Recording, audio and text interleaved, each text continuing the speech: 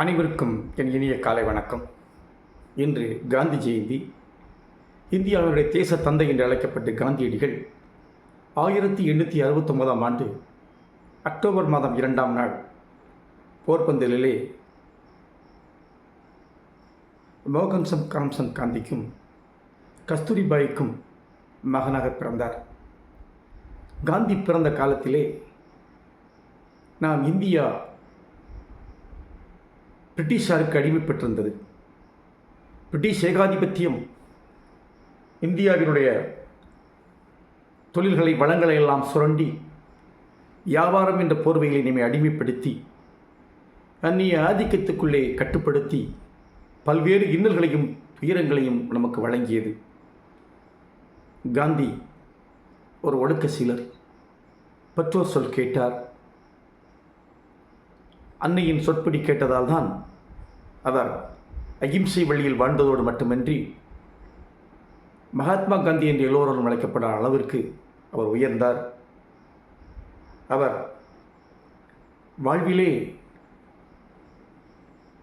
பல்வேறு திருப்பு முறைகளை இந்தியாவில் ஏற்படுத்தி இந்தியாவினுடைய ரூபாய் நோட்டிலே அவருடைய பெயர் பொறிக்கப்படும் அளவிற்கு இந்திய மக்களுக்கு அவருடைய ஆற்றிய பணி அரும்பணி.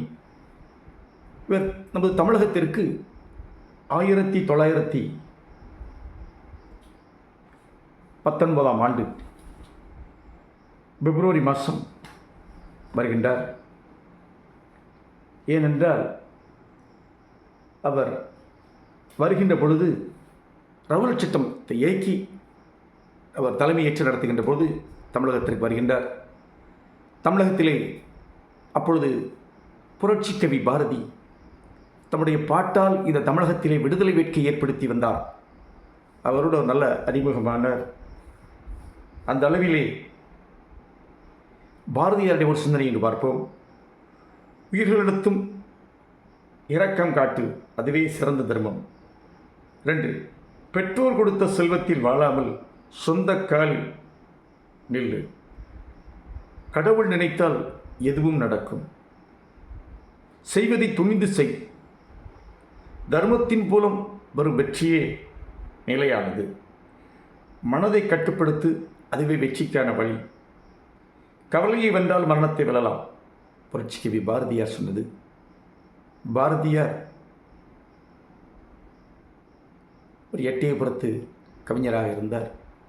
எட்டயபுரத்திலே பிறந்தார். கடையத்திலே திருமணம் செய்தார். நம் ஏரியாவுக்கு ஒரு பெருமையை பெற்று தந்தவர் பாரதியார். பாரதியார் நம்முடைய இந்திய சுதந்திரத்திற்காக மிகவும் பாடுபட்ட ஒரு பெரிய பாடகர். அவர் இளமையிலேயே மரணமடைத்தாலும் கூட அவருடைய பாடல்கள் இந்தியா மக்களிடத்திலே ஒரு புரட்சி ஏற்படுத்தி இந்திய சுதந்திரத்துக்கு வழிவகுத்தது. அப்படிப்பட்ட ஒரு தர்மவான் பாரதி. அதாவது காந்தியடிகள் என்ன சொன்னார்? கிராமங்கள் வளப்பெற வேண்டும், கிராமங்கள் வலுப்பற்றால் தான் இந்த நாடு ஒரு சுபிட்சமான நிலைக்கும் செல்லும் என்று ஆழமாக நம்பிக்கை கொண்டவர் காந்தியடிகள். காந்தி கண்ட கிராமராஜ்யம் என்று சொல்வார்கள். காந்தியடிகள் சொன்னார், விவசாயிகள் தான் இந்தியாவினுடைய முதுகெலும்புகள் என்று சொன்னார். காந்தியடிகளே இந்தியாவிற்குள் தமிழகத்திற்குள்ளே வரும்பொழுது, இந்தியாவிற்குள்ளே தமிழகத்திலே வருகின்ற பொழுது பல்வேறு மக்கள் உண்ண உணவின்றி உடுக்க இடையின்றி, ஒரு மனிதனுக்கு அத்தியாவசிய தேவை 3: உணவு, உடை, இருப்பிடம். காந்தியடிகள் வாழ்ந்த காலத்திலே உணவு பற்றாக்குறை இருந்தது. மக்களிடத்திலே போதுமான உடைகள் இல்லை. இன்று ஒரு மனிதனை 100 சட்டை வைத்திருக்கிறார்கள். ஒரு பெண்கள் 200-300 சேலைகள் கூட வைத்திருக்கின்றார்கள். எந்த வீட்டிலும் இன்று இந்த துணி பற்றாக்குறை இல்லை. காந்தி வாழ்ந்த காலத்திலே உடுக்க உடையின்றி இந்த காரணத்தினால்தான் அவர் அரை உடை அணிந்தார்.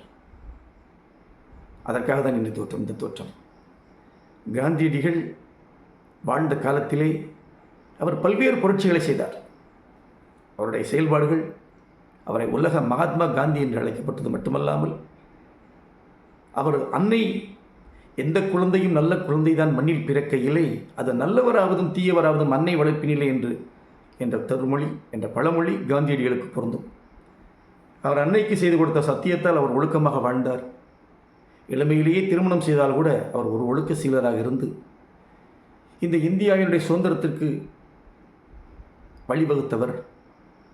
இந்திய சுதந்திரத்துக்கு பிறகு இந்தியா ஒற்றுமையாக இருக்க வேண்டும் என்று சொல்லி பல யோசனைகளை சொன்னவர்.